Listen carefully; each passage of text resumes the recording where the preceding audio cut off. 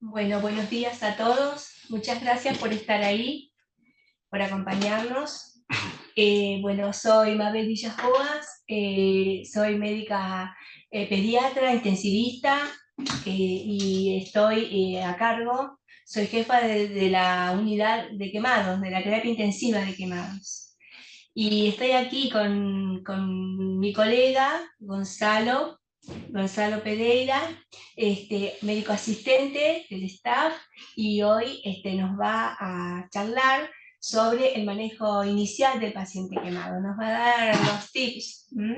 Y esto, bueno, queremos agradecer a Edgardo Rodríguez, nuestro mentor. Él es uno de mis jefes en mi formación en terapia intensiva, así es que es un honor estar aquí con él y que nos haya invitado. Muchas gracias a todos, Gonzalo. ¿Qué tal? Buenos días a todos. En el día de la fecha vamos a dar una clase acerca del manejo inicial del paciente quemado, como dijo la jefa del servicio, la doctora Villaguas. Mi nombre es Gonzalo Pereira y voy a pasar a comentarles. En primera instancia, como una definición simple de quemadura, es una lesión en los tejidos por acción, ya sea de agentes físicos o químicos. Y esto desencadena alteración en las estructuras de la piel. Se puede dar por distintos tipos de medios, puede ser por líquidos calientes, por fuego directo. Hay un tipo especial de quemadura que es la quemadura por algún tipo de fuente eléctrica, quemaduras por agentes químicos y también por radiación. Acá lo que estamos observando son distintos pacientes que han sido quemados por distintas fuentes. Si vemos en la parte superior del lado izquierdo, vemos un paciente gran quemado que se quemó por fuego directo, donde vamos a ver lesiones de gravedad, en contraste, por ejemplo, con lo que vemos en el margen inferior derecho, donde vemos una escaldadura, una quemadura por líquidos calientes. Si ven hacia el centro de la pantalla, en la parte inferior, van a ver una criatura que tiene la lengua con la impronta de donde se pone el tomacorriente de un enchufe de dos patas. Es una quemadura eléctrica. Y como pueden ver en la parte inferior del lado izquierdo, dentro de lo que puede haber en una quemadura, hay distintos tipos de coloraciones. Esto tiene que ver con la gravedad de la zona donde está quemada, que lo vamos a pasar a ver en la exposición. Algo como para tener en cuenta es la definición entre accidente e incidente. Todo evento que es prevenible no es un accidente, es un incidente. Y siempre que ingresa un paciente con una quemadura, hay que tener en cuenta que existe la posibilidad de que hayan sido lesiones intencionales y hay que tenerlo en cuenta. Hablando un poco de incidencia de los casos de quemaduras, hay quemados entre 5 de cada 1000 habitantes. De estos, el 10% son pacientes de gravedad, el 40% pertenecen a lo que es resorte de nuestra unidad, que son los pacientes pediátricos, y la mortalidad global es del 20%. La mayoría de estos incidentes ocurren dentro del hogar y, más que nada, a edades mayores, por una cuestión ocupacional, es mayor la prevalencia en varones.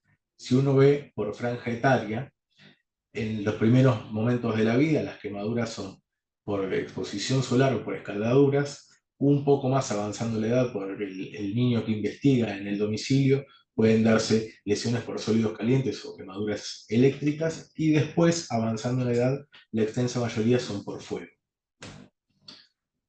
Recordando algunas funciones a nivel de la piel es una barrera que evita que nosotros tengamos infecciones, evita también la pérdida de fluidos, maneja la temperatura corporal y es nuestro contacto sensorial con el medio. Si uno tiene una anoxia sobre la piel, va a tener una zona que es la que está afectada, que es la zona de coagulación, una zona que tiene células viables, que es la zona de hiperemia, y la zona de transición, que se llama zona de estasis, es donde hay células viables y no viables, que es donde uno tiene que trabajar específicamente para evitar que esto vaya a una zona que no sea viable. Hablando un poco de fisiopatología, cuando uno tiene un gran quemado, tenemos una quemadura extensa donde hay un fenómeno inflamatorio, hay alteraciones hidroelectrolíticas, donde hay trastornos de la permeabilidad entre los compartimentos, y esto hace que tengamos trastornos del medio interno y de la hemodinámica. Sumado a eso tenemos trastornos a nivel metabólico, donde estamos en un momento de hipercatabolismo, donde tenemos un balance nitrogenado negativo, haciendo que las proteínas, en vez de ser de síntesis, sean de inflamación. Vamos a tener alteraciones inmunológicas, generando que tengamos trastornos de la inmunidad, porque además de todo esto que tenemos de los trastornos electrolíticos, tenemos la pérdida de la barrera que hace que tengamos mayor predisposición a las infecciones. Y va a terminar desencadenando la disfunción múltiple de órganos. Y para tener en cuenta, el edema no es solamente en la zona de la piel afectada, sino en zonas apartadas de eso. Y el máximo edema vamos a tenerlo con la máxima permeabilidad capilar entre las 12 y las 24 horas en los grandes quemados.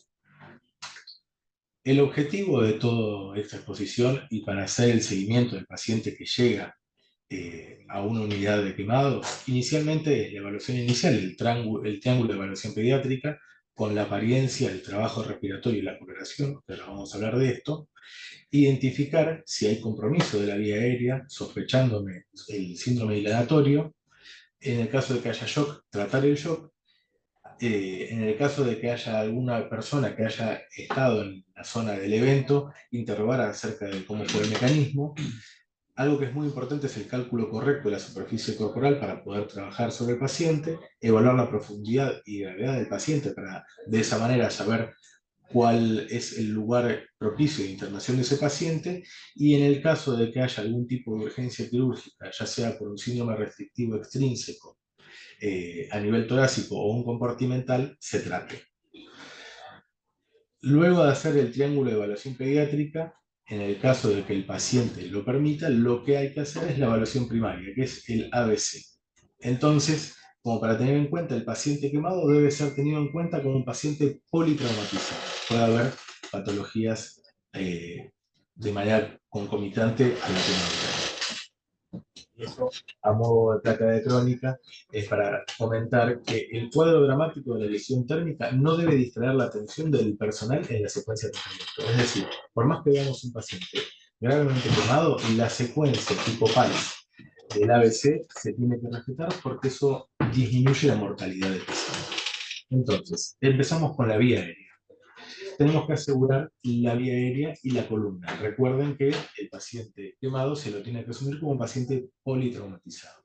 Y es altamente probable que tengamos que ventilar al paciente si el paciente tuvo una lesión por fuego directo, especialmente en un espacio cerrado. Si la permanencia fue prolongada en ese espacio cerrado, hay que tener en cuenta también el tipo de material quemado, pensando en el síndrome inhalatorio que tiene y las patologías asociadas que puede llegar a tener, y insistiendo con esto de que el paciente quemado se lo tiene que asumir como un paciente politraumatizado, los traumatismos contundentes son o penetrantes asociados a, por ejemplo, la explosión.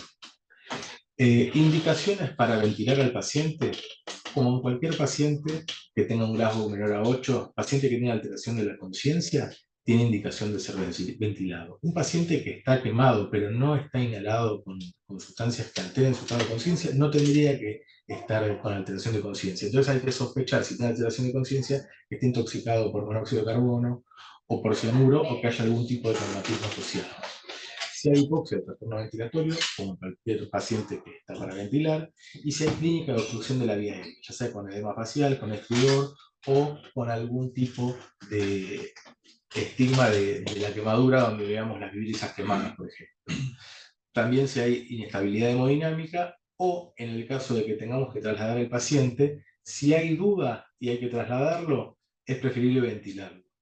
Lo que se habló en la última, digamos, en la última reunión de la Asociación Argentina de Quemaduras es que el 30% de las ventilaciones que se hicieron fueron innecesarias. Pero insisto, ante la duda y al momento de trasladar a un paciente, es preferible ventilarlo que no ventilarlo. Y para hacer el gol estándar para saber si el paciente está inhalado es la endoscopía respiratoria con la fibrobronquioscopía.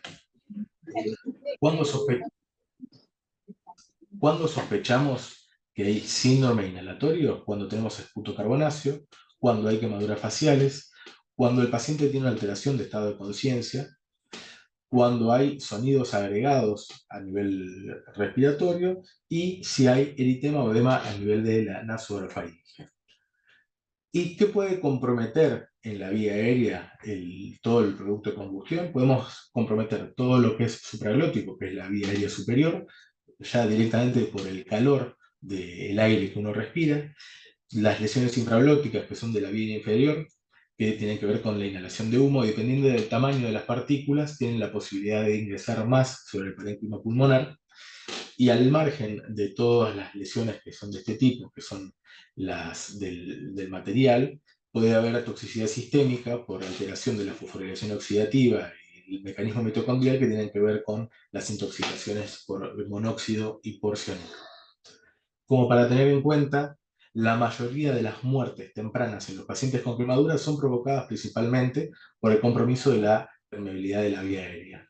Como para tener en cuenta algo y recordarlo, no hace muchos años, cuando estuvo la tragedia de Cromañón, la extensa mayoría de los pacientes que fallecieron no tenían quemaduras, sino que tenían compromiso de la vía aérea. ¿Qué preguntas nos podemos hacer? Y si tenemos a alguien que estuvo en el siniestro, podemos preguntar si fue por fuego directo, si hubo un incendio, si el lugar era cerrado al aire libre. Eso nos va a condicionar el tiempo de exposición y la calidad de exposición al aire respirado, el tiempo de exposición, ahora vamos a hablar de eso, y si el paciente tuvo historia de pérdida de conocimiento. Todo esto tiene que ver con la intoxicación específicamente de monóxido y cianuro, que ahora vamos a charlar un poco de esto. En la parte superior de esta filmina vemos el concepto de concentración letal.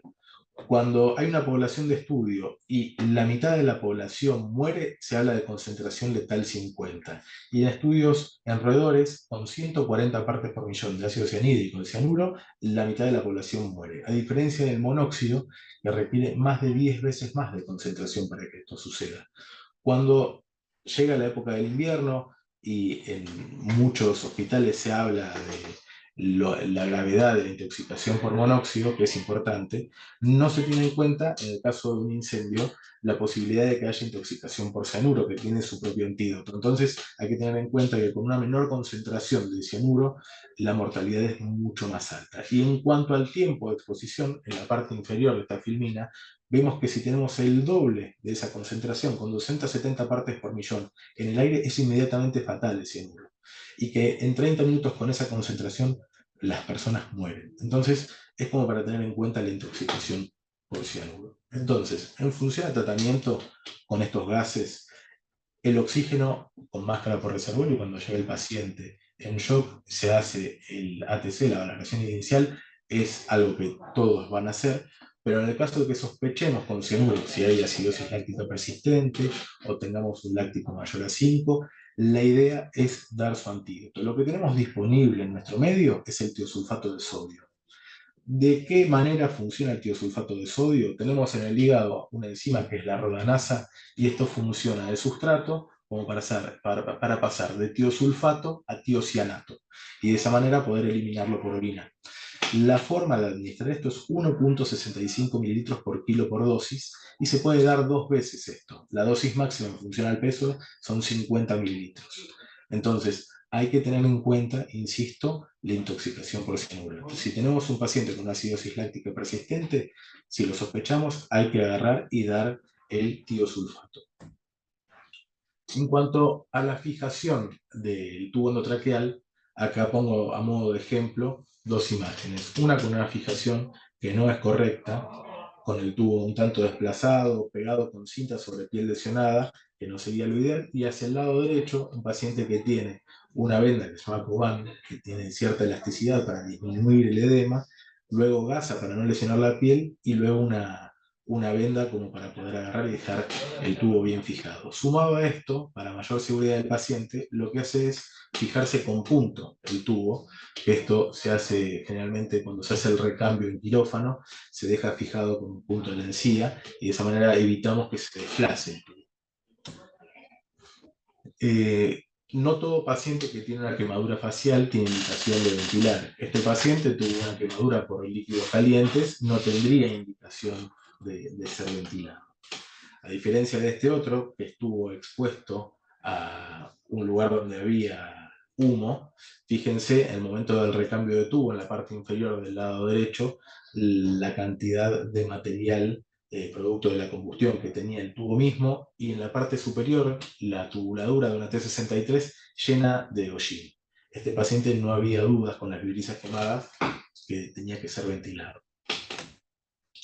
En cuanto a la buena ventilación, tenemos que evaluar, como en cualquier paciente que estamos evaluando la ventilación, que haya una buena expansión torácica, evaluar si hay ruidos agregados, descartar que haya simetría para ver si hay algún tipo de patología asociada que haya que resolver, y esto es importante, ver los tipos de lesiones que tenemos por la quemadura. Cuando tenemos una quemadura profundizada que modifica la elasticidad de la piel, podemos tener un síndrome restrictivo extrínseco que evite la buena expansión del tórax. Y en ese caso es importante evaluar la posibilidad de hacer una cirugía descompresiva, que es una esclerotomía, para que nuevamente tenga la posibilidad de hacerse esa expansión nuevamente. Y eso se logra a través de una esclerotomía. Acá lo que se hizo es una esclerotomía en forma de damero. Esto permite directamente que el paciente pueda expandir el tórax y no tenga síndrome restrictivo. Las cirugías descompresivas no solamente se hacen en tórax, también cuando hay quemaduras circulares y se compromete la vitalidad de los miembros por síndrome compartimental, no como en el tórax, que es una urgencia. Esto también es una urgencia, pero tenemos un poco de tiempo, tenemos de 6 a 8 horas como para poder agarrar y hacer esta cirugía descompresiva, también generalmente haciendo esclerotomías, que es el corte de la piel solamente. Y de esa manera preservamos la vitalidad del miembro. Respecto a la circulación, vamos por letra, algo que es lo mismo que se explica en el PALS. Freno un momento para comentar esto. Uno evalúa y después interviene, evaluar, identificar e intervenir. Esto se hace en cada letra y no podemos pasar de letra a letra sin haber resuelto la situación previa. Yo, si no tengo una vía aérea permeable, no puedo valorar la ventilación, porque si yo no resuelvo la vía aérea, el paciente puede fallecer. Entonces, no paso de letra hasta no resolver la letra previa. Ahora, habiendo aclarado esto, pasamos a la circulación. Idealmente, colocamos dos accesos vasculares. Si tenemos la posibilidad, lo fijamos sobre piel sana. Si no tenemos piel sana, lo fijaremos sobre piel quemada. Obviamente que si tenemos piel quemada, la posibilidad de utilizar cinta o un tegader no es viable. Entonces, al igual que la fijación del tubo, la fijación del acceso también es con un punto. Hay que evaluar, obviamente, la coloración de la piel, la hemodinamia clínica, los pulsos periféricos, el relleno capilar, y esto que les comentaba de las quemaduras circunferenciales para evitar los síndromes compartimentales. En el caso que el paciente esté chocado, al margen de la terapia de fluidos, que vamos a ver después, al paciente se lo maneja como un paciente que está en shock. No hay diferencia respecto a lo que tenemos aprendido distinto al paciente quemado. Y algo que es importante, si no tenemos una buena perfusión renal, el paciente no va a tener diuresis. Entonces, una buena manera de evaluar si el paciente tiene la hemodinamia compensada en el primer manejo es ver si está orinando. Respecto a la D, acá en la parte inferior puse que vale doble, y vale doble porque vamos a tratar dos cosas. Una es el déficit neurológico, y otra cosa muy importante es evaluar el dolor del paciente. Respecto al déficit neurológico, cualquier paciente crítico que ingresa a una terapia intensiva o está en un shock room, tienen que valorarse las pupilas del paciente. Muy importante eso. Un paciente quemado no debería tener alteración del sensorio. Inicialmente tendría que estar alerta y orientado. Si eso no sucede, tenemos que pensar en intoxicaciones. Ya acabamos de hablar de los gases que alteran la fosforilación oxidativa y la función mitocondrial, el monóxido y el cianuro. Alguna situación de consumo previo pasa, a veces que algún paciente previo a sufrir la quemadura estaba inhalando algún tipo de hidrocarburo para consumir y después se quema, van a tener el estado de conciencia alterado, o si hay algún tipo de patología preexistente a nivel neurológico. Y, insisto con esto, si tenemos en cuenta el paciente quemado como un paciente politraumatizado, tenemos que tener en cuenta que puede haber, por ejemplo, un traumatismo asociado de cráneo. Continuando con la D, pero ahora no por el déficit neurológico, sino por el dolor, es muy importante a estos pacientes, darle el confort que requieren y darle la analgesia que corresponde. No está indicada la vía intramuscular, la forma de dar analgesia a estos pacientes es la vía endovenosa. El dolor es variado, depende de la fase en la que estamos. Inicialmente va a haber un dolor agudo inicial, después, en otras charlas seguramente puedan llegar a hablar, por ejemplo, del dolor neuropático, pero acá específicamente vamos a hablar de las medidas de la reanimación inicial. En quemaduras leves, quizás se puede manejar al paciente con AINES, pero en quemaduras moderadas a graves, la idea es utilizar un opioide y asociarlo de manera concomitante con un AINE o bien con paracetamol para que trabajen en conjunto y disminuir el dolor del paciente. Y después los rescates habituales que se utilizan en la terapia intensiva para procedimientos cortos, la ketamina, o bien utilizar fentanilo más midazolam, que es lo que también se puede utilizar en procedimientos quirúrgicos. En cuanto a la exposición, si nosotros accedemos al paciente en una zona extrahospitalaria, hay que alejar obviamente al paciente de la zona de calor o del contacto en el caso de quemadura, por electricidad o un químico y asegurar la zona. Esto generalmente, el manejo extrahospitalario, no depende del médico, pero es algo como para tener en cuenta, y esto sí es algo que tiene que tener en cuenta el personal que trabaja con ellos, es que cualquier tipo de alhaja, lente de contacto, anillo, puede llegar a generar un compartimental y hay que retirarlo en el momento, porque eso puede llegar a generar mayores lesiones. Y la ropa que está adherida no se retira. Así que eso como para comentar de la exposición. Al momento del traslado es importante cubrir al paciente con sábanas limpias para que no pierda temperatura. Respecto a la exposición, vamos a tener en cuenta la extensión de la quemadura, la profundidad de la misma, la localización, que es algo importante para evaluar a dónde va a estar internado el paciente y si hay factores asociados que son agravantes. Para calcular la extensión de la quemadura, hay varias formas de hacerlo. Actualmente, dado que la mayoría de las personas tienen un dispositivo, un teléfono, pueden utilizar aplicaciones que directamente coloreando la zona afectada les calcula el porcentaje de quemadura y en función a esto después se va a poder hacer la fluidoterapia. Si uno no tiene esa posibilidad, otra es utilizar los palmos, la palma. La del médico no, porque si es un niño, la palma del médico va a ser mucho más grande que el niño quizás. Hay que utilizar la palma del paciente. Especialmente esto se puede utilizar en quemaduras que no son muy extensas o para salpicaduras y de esa manera se puede calcular. Y si no, la metodología clásica en adultos, que es la de Pulaski-Tennyson con la regla de los 9 de Wallace, o bien la adaptación para niños, que es la de Landy Brauer, y calcular teniendo esto en papel, porque teniéndolo de memoria es muy difícil. Así que la realidad es que lo ideal es utilizar los dispositivos electrónicos. Lo que vemos a la izquierda es una aplicación que se llama eBurn, que es de descarga gratuita y se puede calcular directamente la superficie corporal quemada y les da los cálculos de Galveston como para poder agarrar y dar la fluidoterapia. Repetí, por favor, la aplicación, porque me parece muy importante que esté Bien. disponible en los celulares de todos los que tenemos esta actividad. La aplicación se llama eBurn,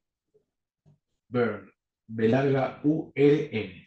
De esa manera la pueden buscar, me imagino que en Android Para el Apple es en Android. eso y Android eso. Bien, así que no es la única, hay otras y funcionan todas muy bien. Yo dejé a modo de ejemplo esta y la realidad es que es de bastante utilidad. Respecto a la exposición, ya hablamos de la extensión, vamos a hablar de la profundidad. A nivel internacional se habla de quemaduras de primero, segundo y tercer grado. En la Argentina, por el doctor Benaim, nosotros utilizamos otro tipo de clasificación, que son la A, la B, y las intermedias, que son las AB. Que tenemos ABA y ABB, que acá las paso a comentar. Si después pueden ver la clase, se pueden detener y poder observar bien el cuadro. No es la idea leerles el cuadro, sino dar algunos detalles y la forma de pensar en esto. Volvemos a la profundidad. Tenemos quemaduras tipo A, que son las quemaduras superficiales. Las quemaduras superficiales son quemaduras que resuelven dentro de la primera semana de la exposición a la noxa. Estas resuelven sin tener afectación posterior, excepto que uno después tenga exposición solar que va a hacer el cambio de la coloración, pero estas resuelven de manera completa sin dejar secuela. ¿Bien? Para hacerlo más simple, vamos a ver lo menos grave, luego lo más grave, y vamos después a las intermedias, que son las que son más complejas. Esta tampoco vamos a tener duda, que es la quemadura tipo B, que afecta todas las capas de la piel. Si se fijan en las imágenes, después podemos leer lo que figura, van a ver que hay un color blanquecino. Esa es piel que no va a restituirse, que no hay posibilidades de poder resolverlo mediante, digamos, esperar a que esto resuelva, sino que va a tener que injertarse. Estas son las tipo B. Y estas son las intermedias. Estas se las divide en tipo ABA o ABB. Las ABA, luego de 15 a 21 días, puede que algunas partes de este tejido se restituyan dejando cicatriz. Y las ABB, finalmente, se comportan como una B, una lesión que no va a poder recomponerse por sí misma y va a necesitar de un autoinjerto. Para evitar la profundización de estas y pasar a una ABB, una quemadura intermedia que se complica y después termina funcionando como una quemadura tipo B, hay que evitar el edema. Y hay dos conceptos que podemos llegar a charlar. Uno es el fluid tip, tiene que ver con el aumento del aporte de líquidos de manera no necesaria, y lo otro es el opioid tip, que tiene que ver con el exceso de algosedación y la vasodilatación, que también termina desencadenando esto mismo. Hay que evitar sobreinfecciones.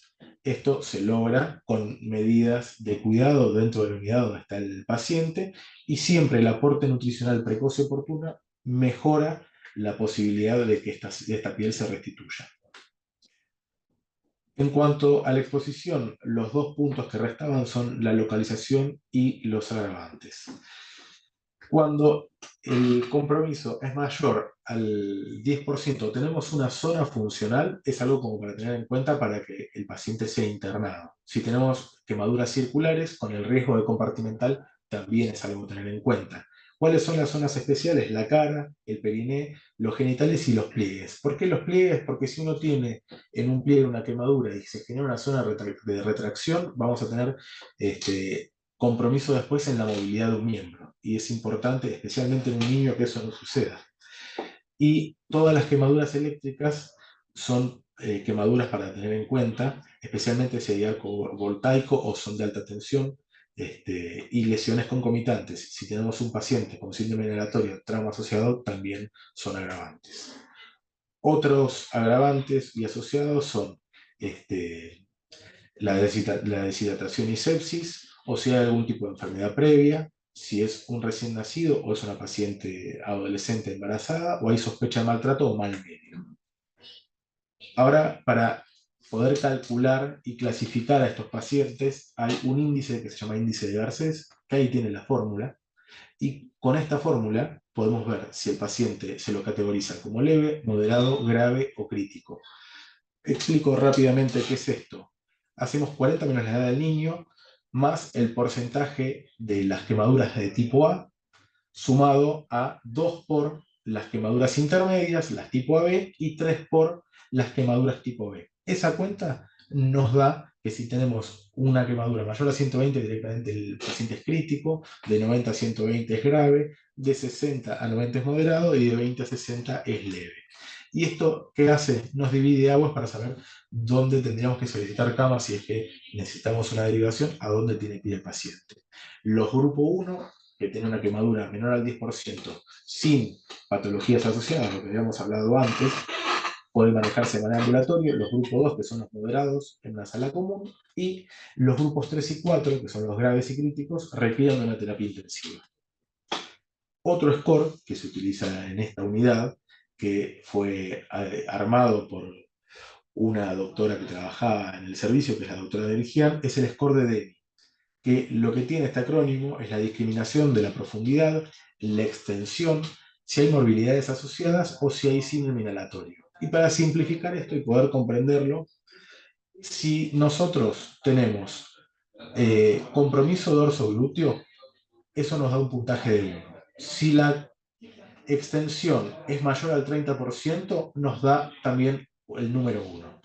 Si tenemos problemas a nivel del traslado, que el traslado es inadecuado o hay una patología inexistente, nos suma 1 también. Y si tenemos síndrome inhalatorio, nos da un punto más. Entonces, si la sumatoria de todo esto nos da 1, el score de DEMI es leve, 2 moderado, 3 grave y 4 crítico, sumando también al score de Garcés. Criterios de derivación de estos pacientes. Si tenemos quemaduras AB hasta el 20% de la superficie corporal quemada y sin agravantes, puede ir a un centro no especializado de menor complejidad. Si tenemos ya quemaduras mayores al 30% hasta el 30%, centro de atención especializada de mediana complejidad, y si tenemos mayores al 30% de compromiso, ya directamente requiere terapia especializada. Vamos al tema de la fluidoterapia. Como habíamos comentado antes, si tenemos al paciente en shock, al margen de la fluidoterapia posterior, hay que manejar el shock. Entonces se hace como cualquier paciente shockado, se monitoriza y se hace la extracción con cristaloides. Y si requiere soporte vasoactivo, se utilizan drogas vasopresoras. Como estamos con un paciente que está con un gran edema capilarítico, de elección se podría utilizar inicialmente noradrenalina. Respecto a la hidratación y la fluidoterapia, si es una quemadura menor al 10%, lo ideal que se haga es que la hidratación sea por vía oral, evitando la vía parenteral. Y si el paciente está compensado, pero por algún motivo no puede llegar a realizarse por vía enteral, se tendrá que realizar por vía endovenosa. Paciente que tiene una superficie corporal quemada mayor al 30%, ese se sugiere colocar acceso venoso central para mejor monitoreo hemodinámico. Acá dejo una frase que escribió Saffel en 2016: administrar la menor cantidad de líquido necesaria para mantener la perfusión adecuada de los órganos. El volumen infundido debería ajustarse continuamente para evitar tanto los defectos como los excesos de la reposición de líquidos. ¿A qué quiero ir con esto? Que dar líquidos en exceso o en defecto va a aumentar la mortalidad del paciente. Entonces hay que dar la cantidad de líquidos adecuados. Y eso se logra haciendo el balance horario y estar al lado del paciente al margen de las fórmulas que se puedan calcular. Y hablando de las fórmulas, acá están expuestas 2 tipos de fórmulas. Una es la fórmula de Galveston y otra es la fórmula de Parkland. La fórmula de Galveston lo que marca acá es lo que se realiza en el primer día, dividiendo al día en las primeras 8 horas y en las restantes 16, y después en el segundo día. Lo que hay que tener en cuenta es lo que figura en la parte inferior al lado derecho, que hay que tomar en cuenta la hora 0 donde se produce el incidente. Imaginemos que el paciente se quema a las 5 de la tarde y llega a las 8 de la noche a la unidad de quemados. Esas primeras 3 horas no pueden volver para atrás. Entonces iniciamos con la fórmula de hidratación a partir de la 3.ª hora y ponemos 5 horas de lo que figura en las primeras 8 horas de la reanimación de Galveston, y después tendremos que seguir con las que siguen, con las 16. Esas primeras 3 horas que se perdieron, se perdieron.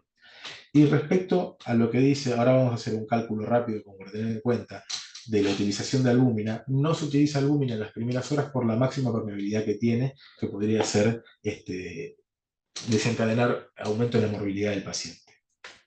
Entonces, a modo de ejemplo, acá tenemos una cuenta. Esto es simplemente una fórmula que lo podemos hacer después viendo el video en nuestras casas. Es directamente el cálculo de la fórmula de Galveston dentro de las primeras 8 horas, luego en las restantes 16 y después al segundo día. Como para simplificar algo, la fórmula nos va a dar lo mismo en volumen de la segunda mitad del primer día y lo que resta para el segundo día. Entonces, si se fijan el goteo en la segunda mitad, que figura 116 mililitros hora, en el segundo día nos va a dar lo mismo. Igualmente, esto es hacer la cuenta. Uno puede también recostarse sobre las aplicaciones que había comentado antes, que además de poder calcular la superficie corporal quemada, hace los cálculos. Pero al margen de esto, como decía, hay que hacer el balance horario y hay que hacer modificaciones en función a un cálculo, en función de lo que requiere el paciente. ¿Cuál es el ritmo diurético objetivo de un paciente quemado? De 0,5 a 1 mililitros kilo hora. Entonces, si con la fórmula no llegamos a este objetivo, habrá que descender o subir el goteo para poder llegar a este objetivo. Entonces, además del monitoreo multiparamétrico, la colocación de un acceso central, TEA invasiva, cuando tenemos un paciente que se le aportó un líquido de 250 mililitros kilo o un aporte mayor al 25% del peso corporal, hay que también hacer medición de la presión intraabdominal cada 4 horas. Si también hay quemaduras del 20% con síndrome inhalatoria o con pacientes grandes quemados con quemaduras iguales o mayores al 40%. Y hay algo que hay que tener en cuenta también en la fluidoterapia, que hay que evaluar la hemodinamia invasiva y no invasiva, como les comentaba antes, y no hay que utilizar diuréticos en la reanimación inicial. Si nos cae el ritmo diurético, hay que aumentar el aporte de líquidos o descartar que no tengamos aumento de la presión intraabdominal. Entonces, los grados de la presión intraabdominal y la conducta en función a lo que hay que hacer. Utilizar bloqueantes neuromusculares o bien hacer una punción o una laparotomía si pensamos que está sufriendo el intestino en ese contexto. Hablando un poco de hidratación insuficiente o excesiva, si nos vamos hacia los extremos, si estamos dando menos cantidad de líquido o en exceso, vamos a aumentar la mortalidad del paciente. Y si nos demoramos, también porque vamos a profundizar la quemadura. Así que hay que dar un aporte adecuado. Respecto a la nutrición enteral, es importante la nutrición del paciente. Cuanto más precoz es, mejor le va a ir a la restitución del tejido. Y a tener en cuenta, no solamente en el paciente quemado, que se tiene que postergar la utilización de nutrición parenteral hasta el 5º a 7º día, porque está demostrado que iniciar con nutrición parenteral de manera prematura también aumenta la mortalidad. Bien, sumado a esto, a nivel de aporte calórico, lo que utilizamos en unidad es la fórmula de Schofield, pero adaptamos a esta necesidad de aporte calórico basal el 30% por el tema de la quemadura. Así que hacemos el Schofield más el 30%. Ya casi finalizando, pasamos a la G, que se nos va de la sistemática PALS, que tiene que ver con la gestión de lo que hacemos con un paciente quemado. Una vez que el paciente se interna, se tiene que registrar la intervención policial de todo paciente quemado. Y en el caso de que venga derivado, hay que solicitarlo al hospital derivante. Se hace una solicitud de consentimiento informado para realizar prácticas, ni bien ingresa a la institución para hacer las intervenciones quirúrgicas, dar transfusiones y en el caso de que se tenga que documentar cómo están las lesiones para poder realizar toma de fotografías. El laboratorio de ingreso que hacemos de manera habitual es un hemograma, estado de ácido base, coagulograma, grupo y factor, la función renal, albúmina, serologías pretransfusionales y también el dosaje de anticuerpos irregulares, porque estos pacientes son pacientes muy sangrantes y a lo largo del tiempo van a requerir múltiples transfusiones. Entonces, además del grupo factor, se solicitan anticuerpos irregulares. Algo que no es un dato menor, la vacunación antitetánica, si son pacientes que no tienen un esquema completo, además de dar la vacuna, recordar dar la gamma globulina antitetánica. Y esto también es un dato no menor. Lo que tiene en la parte inferior es el teléfono directo de la unidad al que pueden llamar. Esto obviamente queda grabado, ese es el número de la unidad con el teléfono directo sin necesidad de llamar al conmutador. La G, aparte de gestión, hablamos un poco de gérmenes. Inicialmente, cuando llega el paciente quemado, no tiene indicación de dar antibiótico. Y a lo largo del tiempo de internación, el tipo de gérmenes al que puede estar expuesto o infectarse el paciente son distintos.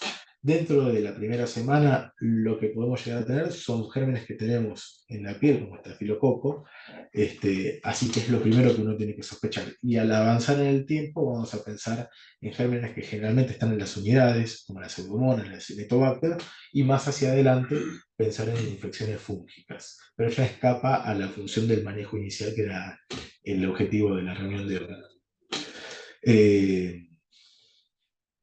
Como para tener en cuenta, el gol estándar para pesquisar si hay una infección es la biopsia y no la toma por hisopado sobre la piel afectada. Respecto a profilaxis, también escapa a la reunión del día de la fecha. Y respecto a lo que es urgencias quirúrgicas, esto habíamos comentado un poco previamente, las quemaduras circulares y profundas pueden que causen síndrome compartimental con trastornos de la perfusión o ventilatorios. Los ventilatorios hay que resolverlos en el momento mediante una escarotomía.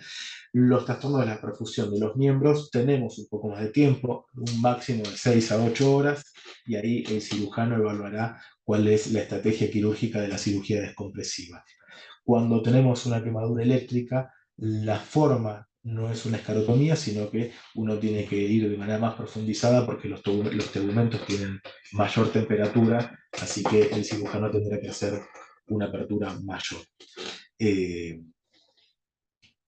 Bueno, la sepsis a punto de partida de la quemadura es algo que hay que tener en cuenta, y las lesiones traumáticas concomitantes, como les dije desde el principio de la charla, un paciente quemado se lo tiene que asumir como un paciente politraumatizado.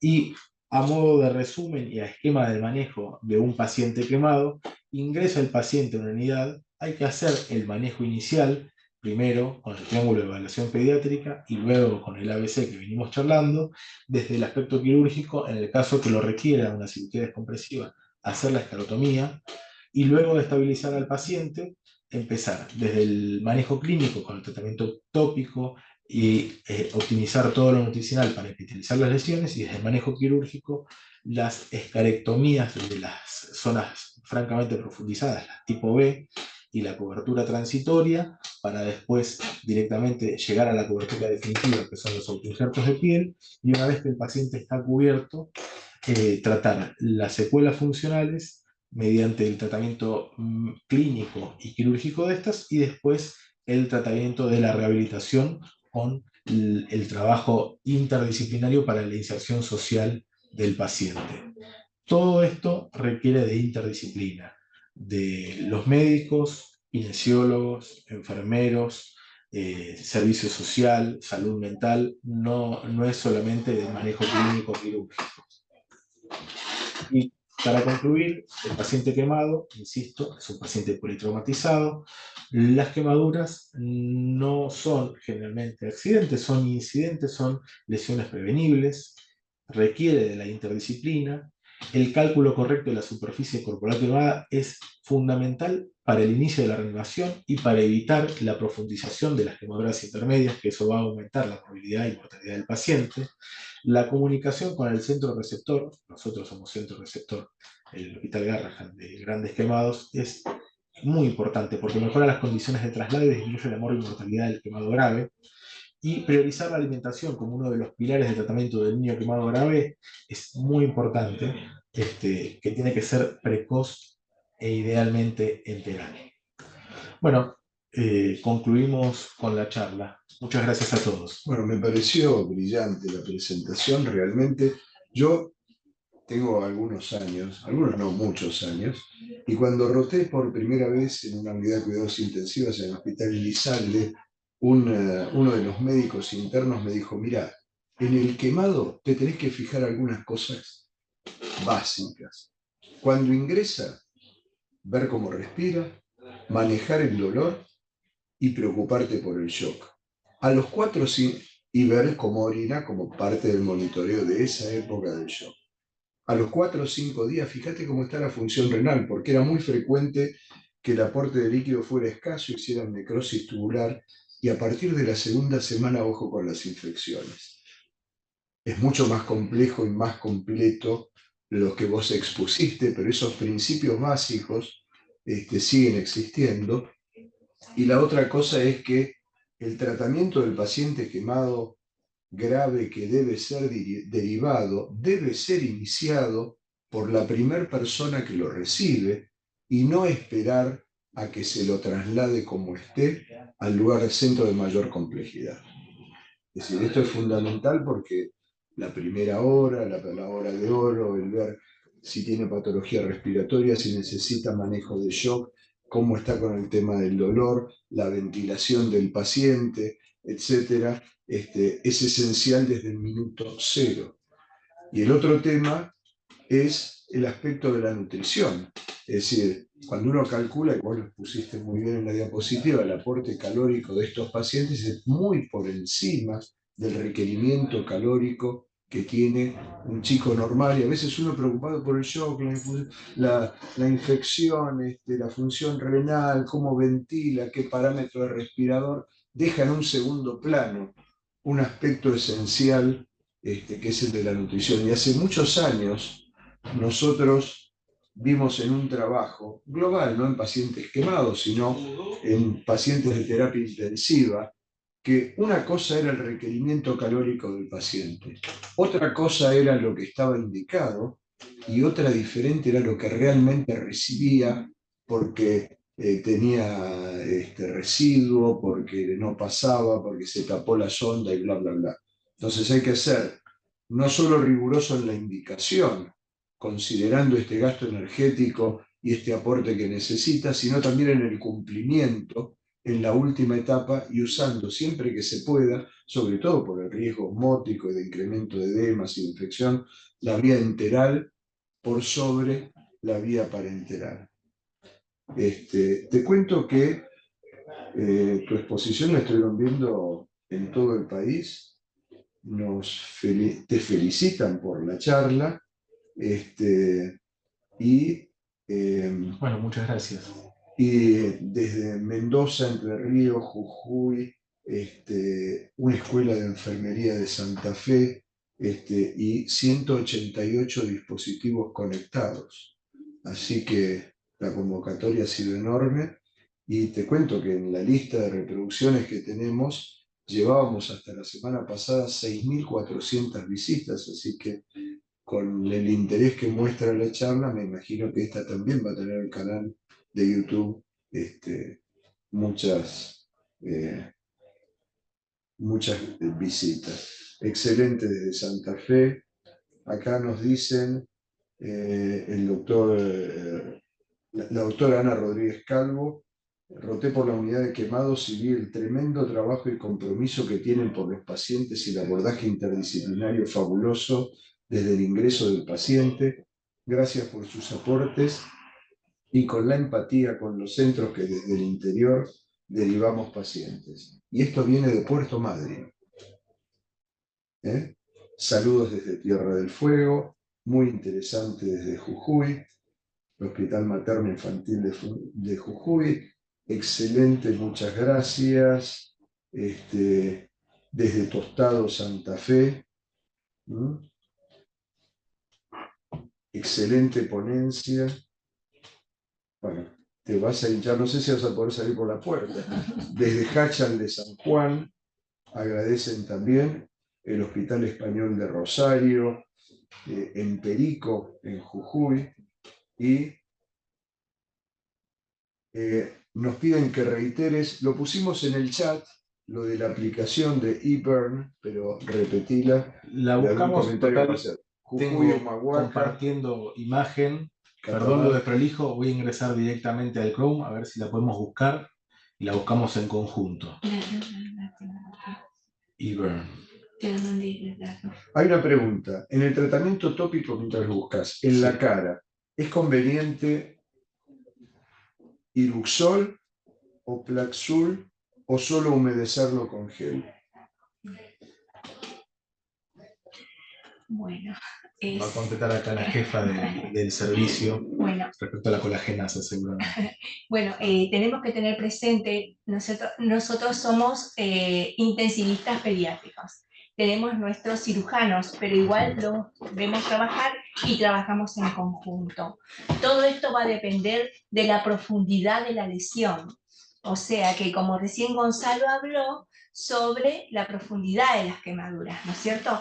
Vamos a ver que las quemaduras pueden ser A, AB o B, ¿no es cierto? A son las quemaduras térmicas por sol, las AB son por líquidos calientes, ¿no es cierto? Y a veces las llamaradas también pueden dar quemaduras AB o intermedias, y las quemaduras B son las profundas, y son aquellas que son duras, acartonadas, color ocre, que da la boca de pescado en la cara, el gran edema, ¿no es cierto?, en los párpados, en las narinas, y la lengua que se agranda. Por eso de ahí lo que insistía Gonzalo en asegurar la vía aérea.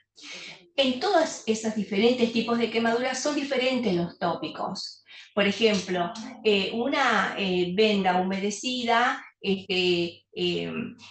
puede ser directamente en la cara, en las quemaduras intermedias, y pudiera usarse sulfadiazina de plata, ¿no es cierto? Viene en gasitas, en gasas o en cremas. Y en las B también. Y cura oclusiva, cuidando siempre los párpados, los ojos, que no ingresen, ¿no es cierto?, a la conjuntiva. Nosotros vaselina no usamos. En caso que quieran usarla o es lo único que tienen, pueden poner vaselina. La vaselina siempre tiene que ser estéril, y cualquier tópico tiene que ser estéril. Siempre nuestros cirujanos nos dicen que es mejor que los tópicos vengan en frascos o en envases pequeños. No es que la vaselina la tenemos en la guardia o en la sala o en el quirófano y usamos la misma vaselina para varios pacientes o la misma vaselina para varios procedimientos, porque una vez que abrimos el frasco ya se contamina, se coloniza, y después eso podemos colocarlo en nuestro paciente y agravamos, ¿no es cierto?, la lesión. Podemos contaminar la lesión, entonces colonizar y después infectar. Entonces, siempre frascos pequeños. Y siempre cura oclusiva. En general, las lesiones, digamos que son las A, van expuestas. Las otras, cura oclusiva.